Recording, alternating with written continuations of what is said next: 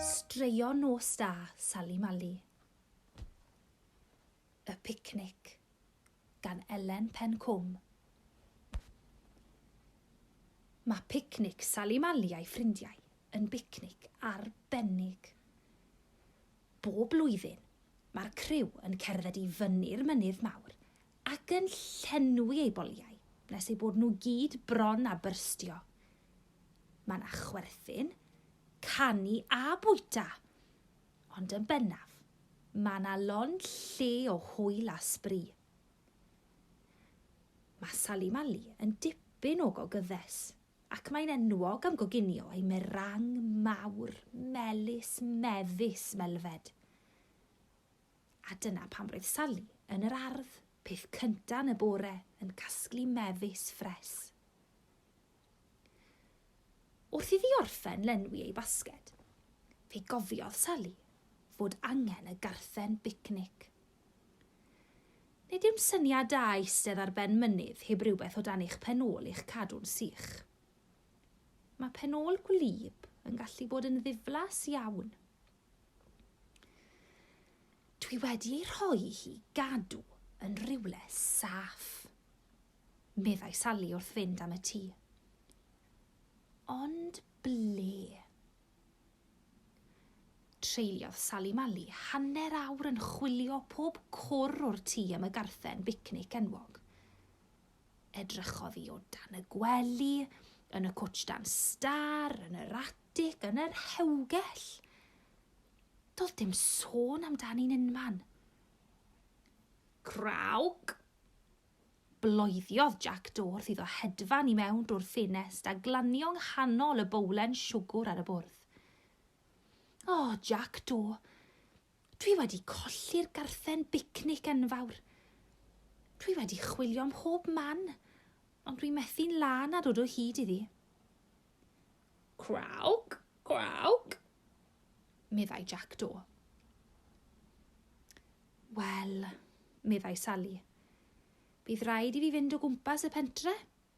Efallai mod i wedi benthyg i rywun arall. Gei di aros fan hyn i glirio'r siwgr. Dechreuodd Jack Do lyfu ei draed. Roedd Jack yn hoff o lyfu ei draed pan oedden nhw wedi bod yn y siwgr. Ath Sali Mali i weld siani flewog. Roedd pawb yn paratoi rhywbeth ar gyfer y picnic mawr. Byddai siani flewog yn dod â tharten a falau anferth gyda'i. Un flwyddyn, bu raid i'r criw roi tarten a falau siani flewog ar sled mwyn ei thynnu fyny'r mynydd. Dwi'n methu'n lan a dod o hyd i'r garthen bicnic. Dwi wedi chwilio am mhob man amdani. Wyt ti wedi gweld un rwle siani? Nadw, meddai siani. Ond roedd hwn ar fi'n taflu'r flanced oren yma allan. Mae yna dwll pryfed yn ei chorneli, ond efallai bydd o ddefnydd i ti. Diolch, siani flewog. Welai di wedyn yn y picnic. Ond mae'n rhy fach, meddyliodd Sali Mali wrth wneud ei ffordd i dŷ Jack y Joc. Roedd Sali yn benderfynol o ddod i hyd i garthen enfawr, a gan fod Jack y Joc yn dal iawn, meddyliodd y byddai ganddo fe flanced fawr.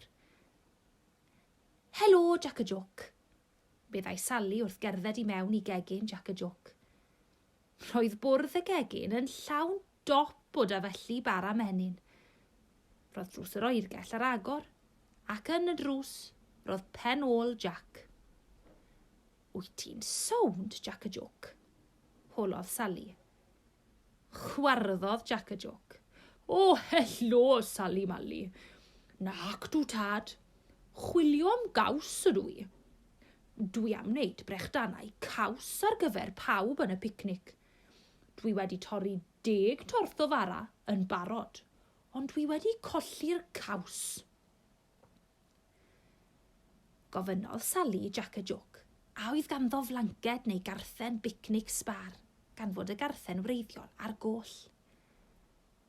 Roedd Jack a Jock eisiau helpu. Aeth draw at y cwbwrdd yn y gegin ac estyn defnydd smotiog i Sali.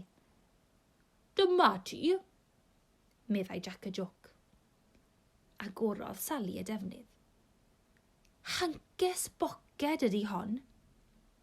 O, gwell na dim byd, Sali fach, atebodd Jack a Jock. Gwenodd Sali yn hapus. Diolch iddo a pharwelio. Aeth Sali Mali i dŷ Thomas Caradog nesaf. Dyna lle roedd e, yn ei gegin, yn eistedd ar fynydd o gaws, yn edrych yn reit ddigalon. Thomas Caradog, pam wyt ti'n eistedd ar ben mynydd o gaws? Holodd Sali. Atebodd Thomas yn ei lais bach gwan, gan ddweud ei fod wedi mynd dros ben llestri yn casglu a chadw digon o gaws. Doedd dim lle sbar yn ei gartref o gwbl. Roedd ganddo fe gaws yn ei gwbwrdd, yn ei sinc, a hyd yn oed caws yn y drôr lle roedd e'n cadw ei sanau. Esboniodd Sali ei bod yn chwilio am garthen. O fewn dim, roedd Thomas Caradog wedi dod o hyd i focs yn llawn blancedi lliwgar. Ond blancedi llygoden oedden nhw. Doedden nhw ddim yn ddigon i orchuddio trwy neu glist yr rhan fwyaf ohono ni, heb sôn am fod yn ddigon mawr i'r criw i gyd i eistedd arnyn nhw. Chwarddodd Sali wrth weld y darnau bach lliwgar. Diolch yn fawr, Thomas Caradog, meddai Sali. Mae Jack a Jock yn chwilio am gaws i wneud brechdanau, meddai Sali Mali. Beth am i ti fynd â chaws i Jack a Jock, ac mi welai di yn y picnic. Am syniad da, meddai Thomas Caradog. Aeth Sali Mali yn ôl i'w thŷ. Roedd Jack Do wedi gorffen llyfr siwgr oddi ar ei draed. Tra bod Sali Mali yn meddwl am ddod o hyd i garthen, tynnodd Jack Do flanced fach oren siani flewog gyda'r twll pryfed, hanges boced smotiog Jack a Jock, a blancedi Thomas Caradog allan o'i basged. Sylwodd Sali Mali fod y darnau bach ar lawr gyda'i gilydd yn gwneud un darn mawr. Mae gen i syniad, meddai Sali Mali. A thra bod Jack a Jock a Thomas Caradog yn gwneud brechdanau caws a siani flewog yn gwneud tarten a falau, roedd Sali wrthi'n torri a phlygu a ffwytho a gwynio. Roedd hi'n brysur iawn yn gwneud rhywbeth arbennig. Ymen rhai oriau, roedd yna gyffro mawr wrth i bawb ymgynnull ar ben y mynydd.